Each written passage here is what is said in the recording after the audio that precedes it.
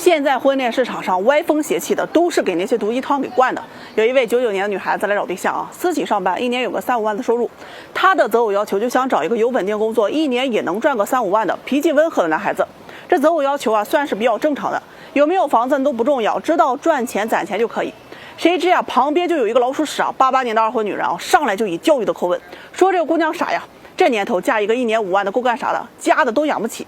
我要有你这个年龄啊，年薪30万以下，没房没车的我都不考虑的。人姑娘就反驳他说啊，我觉得两人一起努力，什么都会有的。哎呀，你猜这大老娘们说啥啊？我都离过婚了，没钱你都得喝西北风的。听到这儿我是气不打一处来啊，没钱你自己赚呢。他说我是女人，为啥子要赚钱啊？听到这句话，二话没说，直接给送出去了，许愿找错门了吧你？现在谈恋爱啊，男人要给女人买东西、送礼物、吃大餐、发红包，不做这些的就是不爱她。累了一天呀，回到家里还要哄你，不哄女人就是真难挨呀。稍有意见不合的就是下头男，一边花着男人的钱，一边还理直气壮，生气的时候把男人骂的是狗血淋头啊，男人还不能还嘴，你跟我讲理儿，你就是不对。找对象呀就要高富帅，男人身高低于170啊就是残废，择偶要求一个比一个高啊，自己身高1.5米，非要找个1.8米的男孩子，自己月薪3000啊，看不上人家月薪2万的，哎呀，这都是被毒鸡汤给灌的。网上的视频，2婚3婚都能嫁给多金的富二代，对他又是洗脚又是做饭，40多岁还能遇到刻骨铭心的爱情啊，送车送房送钱的，你也不想想，这世上哪有那么多好事，现实就可能这样吗？那就算是有好事，还能轮到你吗？就是这些毒鸡汤呀，让那些有对象的都开始挑剔自己男朋友不够好，总觉得世界上男人那么多，分了手离了婚还能找到更好的，认为网络上啊炫车炫表画大饼那些男人非常有魅力，本来平淡安逸的生活也被折腾的是鸡飞狗跳的，没对象的就每天啊活在梦里找对象呢。全国14.1亿的人口，有13.45亿的人口的工资都在5000以下，这就是真相。家里穷的没个镜子，都不知道自己照照自己，要啥啥没有，欠着花呗信用卡的，怎么有脸提这么高的要求啊？可怜有些男人收入不高，只能拼命的对女孩啊是言听计从，像个舔狗一样讨好自己的女朋友，只要女孩想要啊，就想尽办法去满足。他以为自己做了这么多的牺牲就能够挽留住，谁知啊，人算盘打得可叮当响啊，你早已成了人家的备胎。更可怕的是，有些女人竟然还玩起来攀比。我闺蜜男朋友给她买了一个2万的包，哎，你必须给我买一个3万的。谁出了20万的彩礼，你不能低于30万。他家的房子500万，你得给我买个800万的。你爱不爱我呀，就得看你舍不舍得给我花钱了。再看看现在电视剧里都演的什么玩意儿啊？有钱多金的霸道总裁爱上了相貌平平、能力还一般的灰姑娘，再引来好几个富家公子哥一起争风吃醋，就是为了能博回姑娘的芳心啊。同样的剧情，换个演员和名字，年年拍天天演。现在的女孩子最爱看这种脑残剧了，看着看着就幻想一堆人能够追着她了。看剧不可怕，怕的是你把自己给当主角了。那些毒鸡汤真的会让人脱离实际，忘了自己到底是几斤几两。这个世界上也根本没有完美的伴侣，有钱的他可能不顾家，浪漫的他可能会花心，老实的他可能会直男。真正聪明的女人啊，知道好的婚姻啊是2个人相互体谅，齐头并进，想要过好日子就得少听毒鸡汤。下回啊再有这种唧唧歪歪的啊，王八直接关门给送出去。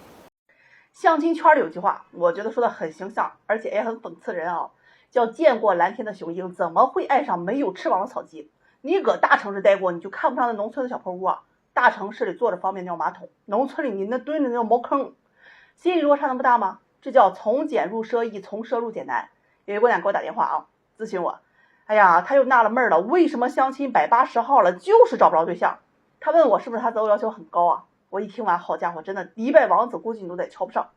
这姑娘很漂亮啊，身高在170左右，身材很好，自己开了个培训班，哎呀，是学音乐的。从大学开始啊就没缺过男朋友，这有的男朋友呢给他买包啊，有的给买化妆品啊，有的管吃管住管旅游啊，最后啊谈了一位大了10多岁啊很有钱的男朋友，过了一段高于其能力地位的生活，两人一度谈到了结婚的家。哎，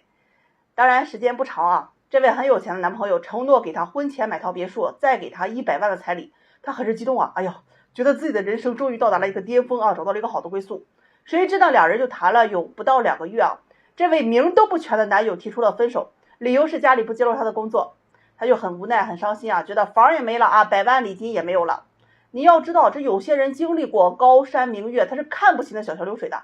被迫年龄大了，马上30了，那开始被家里人安排相亲啊，见了不下是几十位啊，没有一个合适的，那一个个理由都可以出书了呀，哎呀妈，都赶上我想出那个相亲那些事儿了。有的呢长得是跟李逵一样5大3粗，一点都不阳光，有的个子太矮，生个孩子他都得操心孩子基因不好，有的呢对他太抠啊，吃个饭都得点个盒饭的，有的不是自己条件差的，就是那爹妈穷的，难得自己喜欢那么一两个，哎呀，不是嫌他年龄大，就是觉得他性格高傲不主动，反正这一年相的是没有一个合适的呀。我问他你到底想找什么样的他说要对他好的，条件好的。我问他什么才算是条件好的，他说起码是有车有房没有贷款，存款得有个7、8位数吧。哎呀，我一听姐们儿，现在多少人拿着几千块钱的工资，怎么可能会存下那么多钱呀？他说我前任多么的有钱呀，哎呀还要给我买房彩礼要给我定了100万了，我要这种条件的。听得我反问这个姑娘，那最后为什么人家没娶你呢？他就有些结巴，哎呀这个，那他是爱我的，只是家里不同意。听完姐妹儿，真的你这个自我安慰自我洗脑也不是这么个事儿啊。他说我怎么自我安慰了，他就是爱我的呀，不然怎么愿意出那么多的彩礼，我们还一起去看房子嘞。大家来听听这就是为什么海王就那么招女人喜欢因为会画饼我是真无奈姐妹儿，你是一点都看不清楚问题的本质在哪里。有钱人谈恋爱往往先看重的是他们的短期特质，比如说年轻貌美一推倒，对吧？可这个特质呢，多数人都会随着年龄的增长以指数级的速度消失的。也就是说呢，有人找你谈恋爱，刚开始可能会喜欢你的肉体，在一起之后他会喜欢你的性格，之后呢他会喜欢你的才华，再之后会喜欢你的灵魂。如果你只能提供肉体上的满足的话，那只能是短则关系，结婚娶不娶你那是要看长期特质的，一定是要看你的性格、人品、修养以及能力，还有你的家庭背景等等，因为那是一辈子的事儿。也就是说呀，倘若你依然没有具备那些让他可以长择你的特质，你依然找不到的。这就是大龄剩男剩女为什么越来越多的原因。你眼里的择偶要求是远高于实际你的特质的，那呀眼里就光剩野屎了。这姑娘听完呢，起初表示不服最后也被我说的是服服帖帖的。我倒不是看不起她，而是见识层面的东西总不能我跟你说公司人事管理的培养方式，你回答我三姑六婆谁家生孩子，这真的是有点沟通不来尤其是奉劝那些曾经谈过很多优秀男人的姑娘和谈过那些漂亮优秀女人的男人，把过去都放一放吧看看自己现在还能不能配得上。你到底是见过蓝天的雄鹰呢，还是扑棱蛾子的家雀，对吧？人总是要有点自知之明，大白天总做梦，那不干活吗？今天一位43岁大哥来找对象未婚保安队队长，没房没车，父母主要是务农的，咱也不知道是不是队长这个职业赋予了他什么。我问他择偶要求，他说要找个年轻的，30岁以下，能生孩子不要彩礼的。听完我都愣了呀，大哥你别来我这做梦了你一个平时放屁都打脚后跟的人，要是能有那能耐那运气，能找个小10岁的还不要彩礼的，那也不至于来相亲了呀。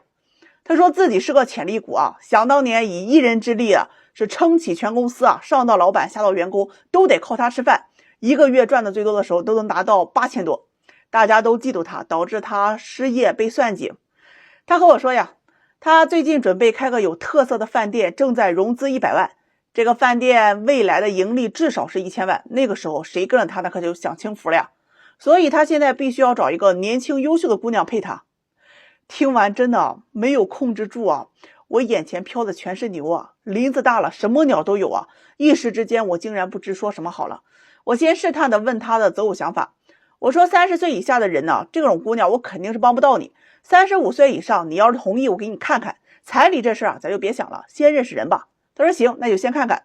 我问他38岁离异带个女儿行吗？他说不行，我现在没有钱，没办法给别人养孩子，这以后有钱我也不甘心养。听完我就忍了。那离异不带孩子呢？他说不行，有孩子呢以后肯定也会联系，还得给抚养费，这对他不公平，我再忍。那有一位39岁未婚的女士行吧，没孩子也没结婚还没负担。他说不行，年龄太大了，他要准备生2个孩子，这质量不好，而且自己呢是很有想法有事业心的，以后赚了钱这孩子多了可以继承家业。听完真的是刷新我的三观和眼界了你都43岁了，女方未婚35岁以下还能给你生2个孩子，靠画大饼和你过日子吗？你要么踏踏实实的找对象别搁这做白日梦，要么你就出门左转赶紧走。最后他跟我说呀，那找没孩子的寡妇也行这离了婚没生孩子的也可以，长得丑点胖点都能接受，只要能生孩子就行。他说完我还真想起一位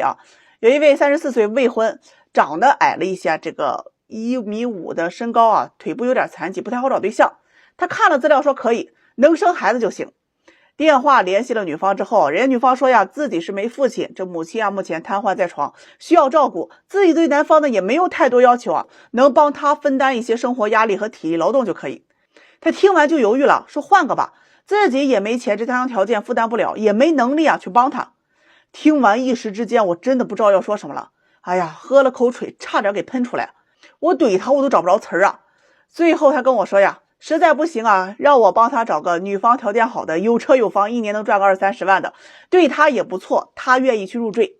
临了还强调了一下他的价值啊，自己以后肯定是要赚很多钱的。反正我是听不下去了，赶紧给他送走了。哎呀，我这个店儿这女大佛她也没那么多呀。